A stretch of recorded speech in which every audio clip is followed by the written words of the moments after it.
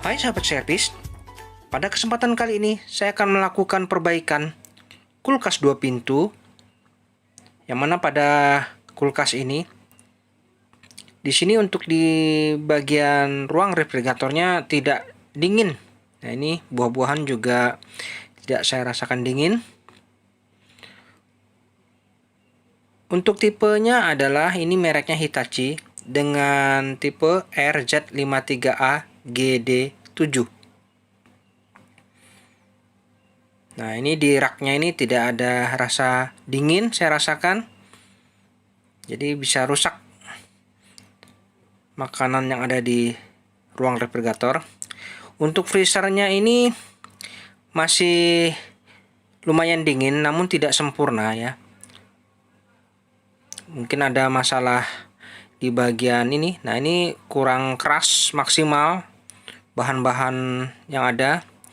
Untuk pengaturan suhunya ini posisinya sudah di normal. Tidak masalah sih. Fan-nya bekerja, saya rasakan hawa dinginnya masih ada. Namun kurang bisa maksimal. Sehingga untuk di ruang refrigeratornya kurang dingin. Baik, kita coba intip dulu di bagian belakang. Mungkin di sini ada petunjuk. Untuk mesin kompresornya ini cukup besar. Ya, ini menggunakan FL1568SL yang kategorinya 1/4 PK ya. Wah, cukup mumpuni untuk kulkas seperti ini ya. Dan di sini ada diagram sirkuit diagram kelistrikannya. Kita bisa pelajari apabila kita ingin banyak belajar di sini. Untuk tampungan airnya saya lihat di sini kosong. Nah, itu suatu petunjuk. Mari kita coba buka saja kap di bagian ruang freezer ini. Kita akan lihat di bagian evaporatornya ini apakah terjadi pembentukan salju yang normal. Nah, ini fan ya bekerja masih. Kita harus lepaskan casing fan ini, dan kap di bagian belakang ini juga kita harus lepas. Nah, setelah saya lakukan pelepasan, nah di sini nampak bahwa untuk evaporatornya ini saljunya sangat tebal. Nah, ini sangat tebal sekali sehingga sirkulasi udara yang terbentuk di ruang freezer ini kurang sempurna. Ini yang mengakibatkan ruang refrigerator di bagian bawah jadi kurang dingin. Nah, ini ada bimetal defrost. Itu kita harus pastikan apakah itu normal. Biasa sering terjadi kerusakan di bagian bimetal defrost. Kita cabut dulu listrik di sumber. Nah, kita kembali lagi. Nah, ini fan-nya sudah berhenti ya, pastikan. Cukup tebal ya ini saljunya ini. Yang pertama kita lakukan, kita coba cek dulu untuk bimetal defrost ini apakah normal ya. Nah, ini ada kabel warna coklat dan oranye. Kita coba lepas dulu soketnya. Kemudian kita bisa siapkan multitester yang mana kita arahkan di skala kali 1 ya, nih kali 1 untuk mengetahui apakah ada hambatan. Nah, seperti ini kita kalibrasi dulu. Kemudian saya coba cek ukur di soket ini. Nah, ternyata bekerja ya. Untuk bimetal defrostnya bekerja mantap, tidak ada masalah. Jadi untuk kerusakan ngeblok ini ya. Nah, ini bimetal defrostnya ya, mantap ini. Untuk kerusakan ngeblok gini belum tentu juga ini kerusakan di bimetal defrost yang seperti pada umumnya. Kita coba kembalikan saja untuk soket bimetal defrost. Jadi apa penyebabnya kira-kira untuk kerusakan kulkas ngeblok namun bimetal defrostnya ini kondisinya masih bagus. Nah, ini masih bagus ini bimetal defrostnya. Saya curiga untuk bagian pemanasnya ini ada masalah, jadi tidak bekerja. Mungkin kita harus coba lihat di bagian bawah sini ada pemanas, namun sebelumnya kita harus coba cairkan terlebih dahulu saljunya ini dengan air ya. Kita cairkan dulu. Nah, ini setelah saya cairkan sebagian salju yang ada di EPUB, sudah mulai terlihat pengkabelannya di sini ya. Nah, ini ada kabel heater yang ini yang soket ini kita lepas dulu. Nah, ini kabel biru ini yang menuju ke fuse derajat. Oke. Kita pastikan antara kabel biru dan kabel oranye yang menuju ke heater. Nah, ini kita pastikan apakah ada hambatan. Ini kita siapkan multitester. Ya, kita coba kali 10. Boleh. Nah, ini pastikan apakah ada hambatan. Ya, ini saya coba ukur. Nah, ternyata memang benar tidak ada hambatan sama sekali ya. Oke, selanjutnya kita coba cek untuk fuse panasnya ini, apakah fuse panasnya putus. Nah, ini ya, tidak ada hambatan. Oke, pastikan. Jadi ada masalah memang sini. Coba saya ukur untuk fuse panasnya. Nah, untuk fuse panasnya bagus ya, fuse derajatnya bagus. Jadi kerusakannya ini fix ya, positif sepertinya di heater. Jadi ada masalah di heater, mungkin putus. Nah, ini jalurnya yang menuju ke heater. Kita coba telusuri menuju ke bawah. Dan ini kabel biru ya, kita telusuri berubah jadi pink menuju ke bawah. Jadi kita akan coba bongkar ini. Kita lihat di heaternya ini, saya yakin ada masalah nih, mungkin putus ya.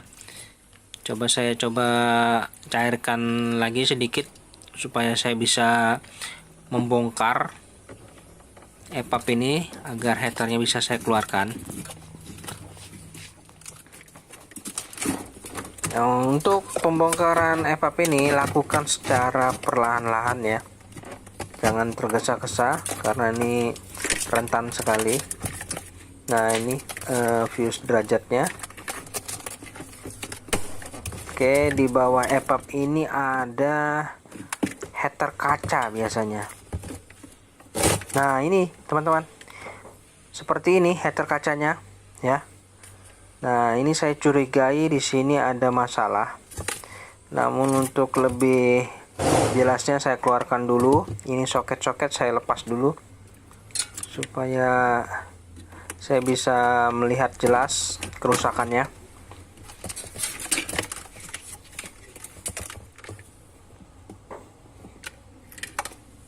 Oke, sudah terlepas ya soketnya. Nah, ini soket ini lagi saya lepas. Oke.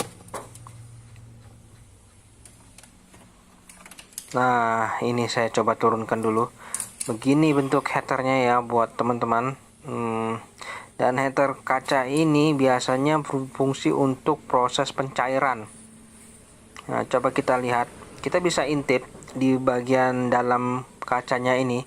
Di sini ada spiral elemen. Nah, ini kelihatan putus ya. Nah, putus pada saat saya goyangi. Nah, menurun. Nah, oke, jadi fix ini adalah masalah di heater, terjadi putus, mungkin ya karena sudah usia, bisa jadi. Nah, di sini ada klem, kita bisa lepas ya.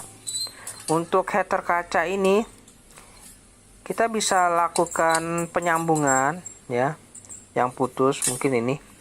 Nah, ini yang putusnya ini bisa kita lakukan penyambungan saja boleh, apabila memang kondisi darurat tidak ada penggantinya.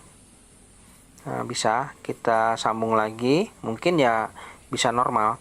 ya, bebas terserah, yang penting gimana caranya bisa tersambung kuat, tidak ada masalah. Ini kita keluarkan dulu soketnya ini.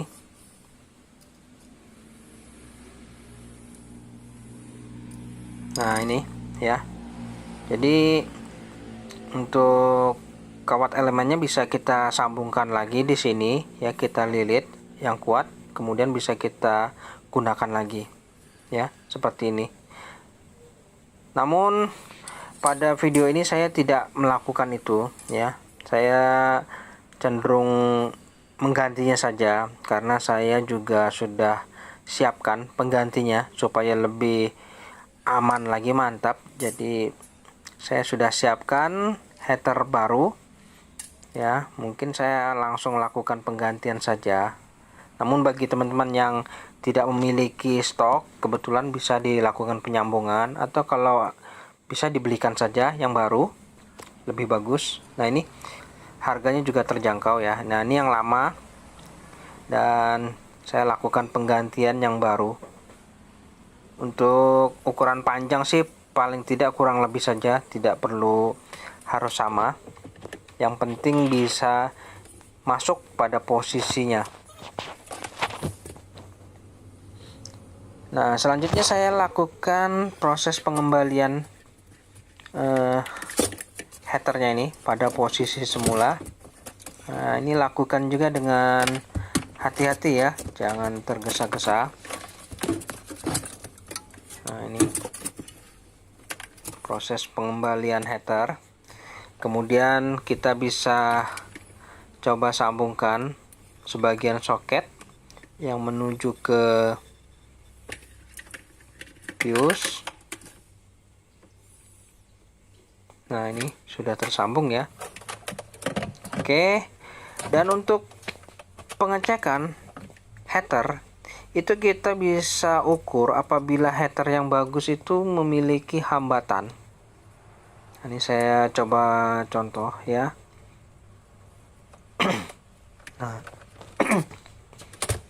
Nah ini untuk header yang bagus memiliki hambatan ya, jadi harus bergerak jarum pada skala kali 1 atau kali 10 paling tidak menunjukkan nilai hambatan. Nah ini menandakan bahwa header itu normal, tidak putus. Nah ya, bergerak. Oke, sudah. Jadi selesai, mantap untuk proses penggantian header. Untuk soket-soketnya kita kembalikan lagi seperti semula dan kita rapikan.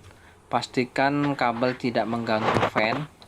Kita bisa langsung melakukan penutupan kap kembali seperti semula sesuai stepnya tadi dari awal. Nah ini saya pasang kap bagian belakang untuk jalur sirkulasi udara. Dan jangan lupa skrup-skrupnya yang wajib dipasang kita pasang. Nah ini kita kembalikan lagi.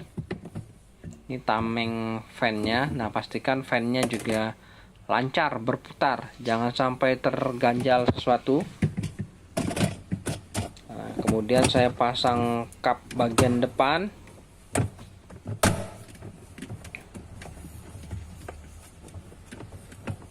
Oke, sudah rapat. Jangan lupa disekrup, teman-teman. Sini ada beberapa sekrup yang harus kita pasang untuk mengikat supaya lebih kuat ya.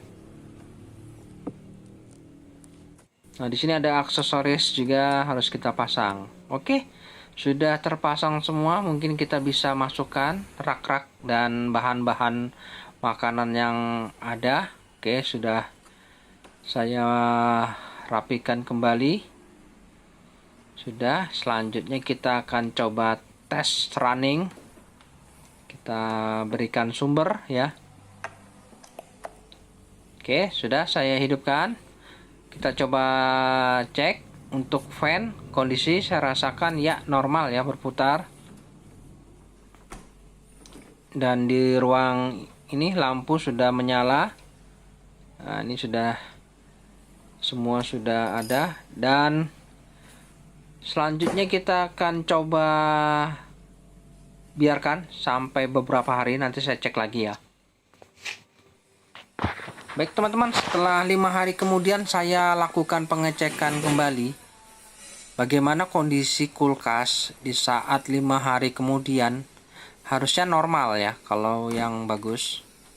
Wah, saya lihat ini di ruang freezer hembusan dinginnya terasa ya, ini sudah. Nah, ini pembentukan esnya sudah normal ini. Nah, di sini wah beku ini.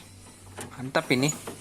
Di rak-raknya sini nggak ada air. Oke, mantap ini ya, keras. Dan di sini juga ada bahan-bahan makanan juga sempurna kerasnya. Coba kita intip lagi di ruang refrigerator, apakah sudah dingin. Kemarin tidak dingin ya di sini. Oke, rak-raknya ini dingin, mantap ya. Wah, ini sempurna ini.